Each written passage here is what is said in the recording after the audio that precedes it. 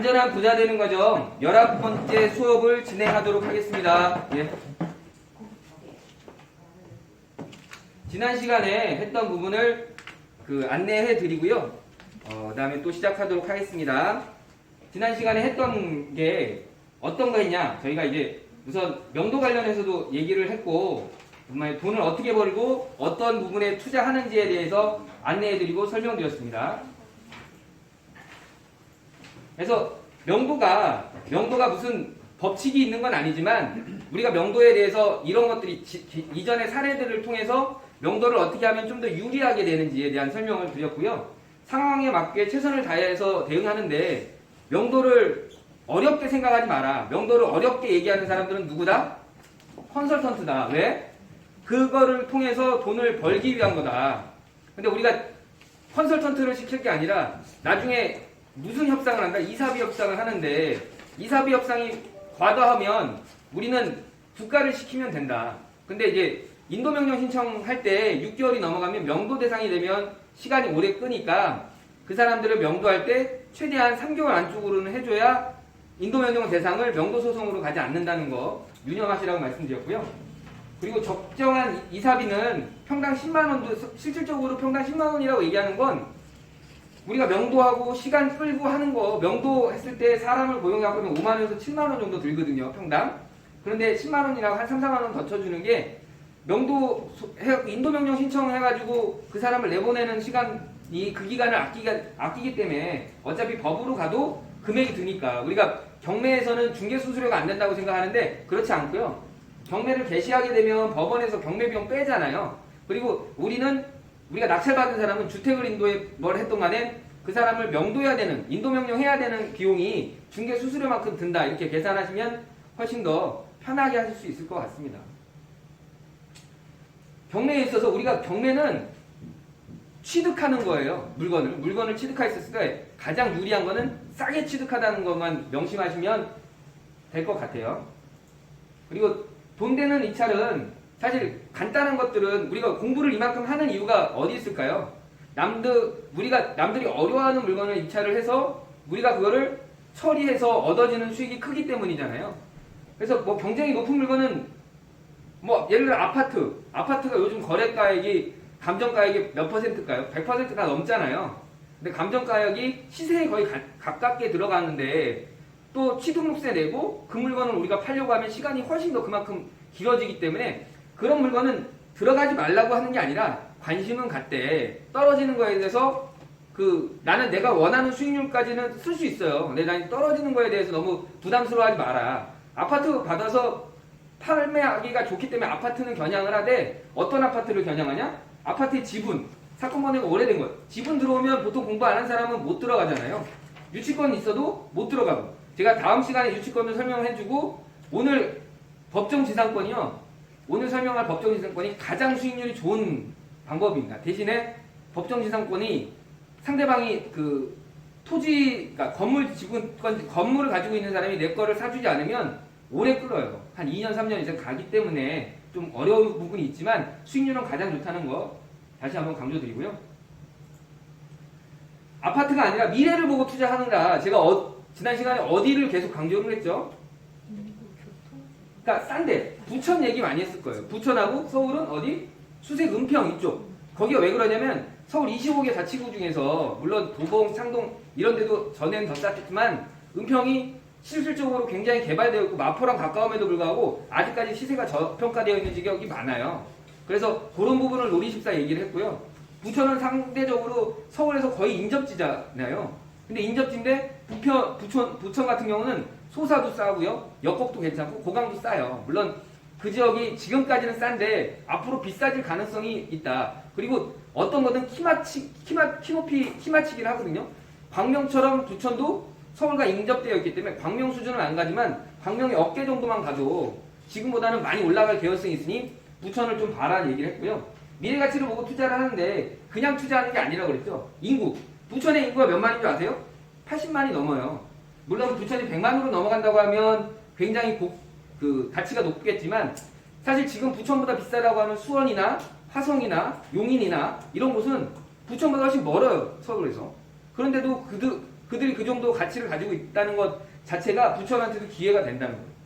그리고 교통. 부천은 교통도 굉장히 잘 뚫려져 있어. 최근 보니까 여의도에서 지하로 쭉 빠지는 것까지 통과가 되어 있는 거 봐서 부천은 이제 교통도 괜찮아졌다. 그래서 제가 계속 얘기를 하는 거예요. 예측이 이게 개발이라는 거는 교통과 같이 가는 거예요. 교통이 편해지고 내가 서울과 인접하는 게 왜 부천이 그동안 저평가됐냐면 인천과 가깝고 인천은 사람들 안 좋아하잖아요. 똥물이라. 인천과 가깝고 또 부천이 서울에서 가까운 데 비해서 굉장히 막혔다고. 근데 그런 게 이제 어느 정도 접근성이 좋아지면 부천의 가격은 올라간다. 부천 봐라 내가 이렇게 얘기 드리는 거예요. 그리고 돈을 버는 사람들은요. 내가 오늘 투자해서 내일 벌어야 하는 것도 있지만 그런 것도 이제 내가 현금 수요에 있지만 장기 투자가 답이에요 거의. 땅은 최소 몇 년? 10년 이상 봐라. 임야도 10년 이상 봐야 되고 그리고 어떠한 재개발이나 재건축이면 내가 재개발 지역에 투자를 한다 그럼 몇 년 보라고 얘기했죠? 11년은 꼭박 봐주셔야 돼. 하루아침에 되지 않습니다.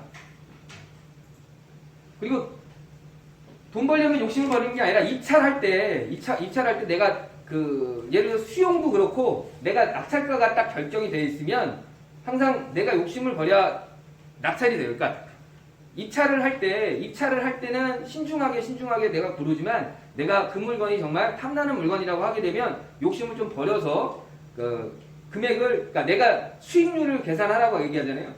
그 수익률의 계산이 범위에 들어왔으면 제가 그때 얘기했지만 상가는 경매로는 6%, 시장에는 4%에 던질 수 있다고 그랬어요.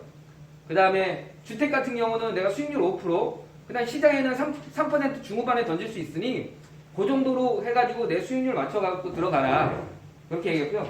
그리고 임장은요, 뭐 현장에 답이 있다. 물론 현장에 답이 있는 경우도 있지만 요즘 현장 가서 하게 되면 물건을 많이 볼 수가 없잖아요. 그렇기 때문에 인터넷에 다 있다. 지역별 평균 낙찰가 봐야 되고요. 국토부 실거래가 확인해야 되고 뭐 시세 확인해야 되고 종전의 낙찰 사례 같은 경우도 태인 경매에 보면 그런 것들과 유사한 사례들을 보여주니 그것들을 다 보시고 입찰에 들어가서 하면 되고요. 근데 이제 경마에는 가을이 좋다고 얘기한 거는 보통 부동산이라는 건 한 번 딱 낙찰을 받으면 선수들이건 어쨌든 쉬어야 된단 말이야. 그렇기 때문에 뭐 계속 하는 사람도 있어요. 근데 그렇게 계속 하면 저는 경매가 그렇게 계속 하는 물건으로는 그닥 좋은 게 아니야. 우리가 주식도요 계속 장을 보면 돈을 못 벌어요. 주식도 그런데 부동산이나 경매도요 1년 내내 12번 뭐 30번 하는 사람이 돈 버는 것 같지 않아요. 1년에 한두 번 하더라도 정확하게 해야 되고요. 조급하게 굴지 말고 가을을 기다리라는 게 처음에 사람들이 연초가 되면 경매하겠다고 들어오는 사람이 많고요.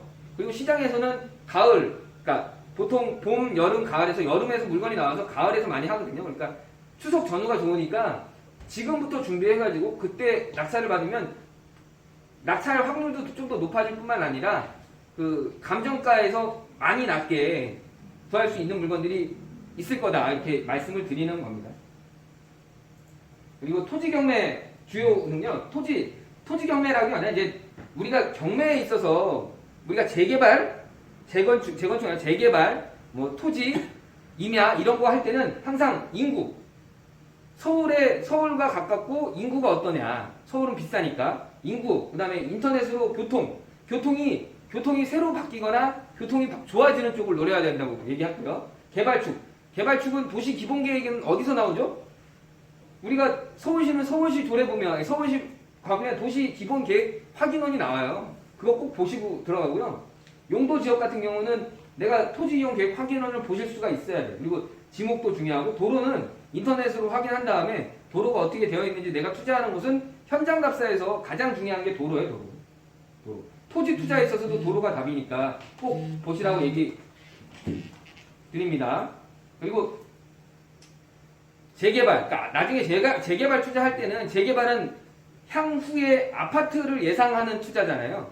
향후에 아파트를 투자하는 건데 내가 이것만 하게 되잖아요. 그럼 돈이 계속 묶여. 그렇게 묶여갖고 투자하는 건 좋은 투자가 아니고 낙찰자가 싸고 대지 지분이 좋은 거. 그래서 반지하가 좋은 거예요. 근데 반지하가 너무 반지하면 반지하가 완전 지하 있잖아요. 우리가 제가 봤던 기생충에 나오는 그거는 완전 지하니까 아무리 대지 지분이 좋더라도 그렇게 하게 되면 내가 기다리질 못해요. 우리 몇 년 기다려야 돼? 11년 기다려야 되는데 11년을 기다려야 되는데 월세가 나오는 반지하를 기다려야 되잖아요.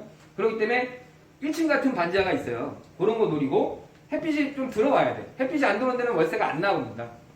그래서 뭐 내가 1억 원, 1억 5천 정도 전후 되는 거 1억 정도 되는 거면 500에 50만 받아도요. 550 정도 받을 수 있거든요. 보통 그 정도 받으니까. 그러면 수익률이 6.5%가 돼요. 그러니까 그런 거 좀 노리면 우리가 재개발할 것도 10년 이상 기다릴 수 있다. 수익률이 6%짜리를 10년 못 기다릴 사람은 없어요.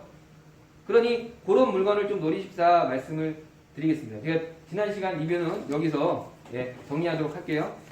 감사합니다.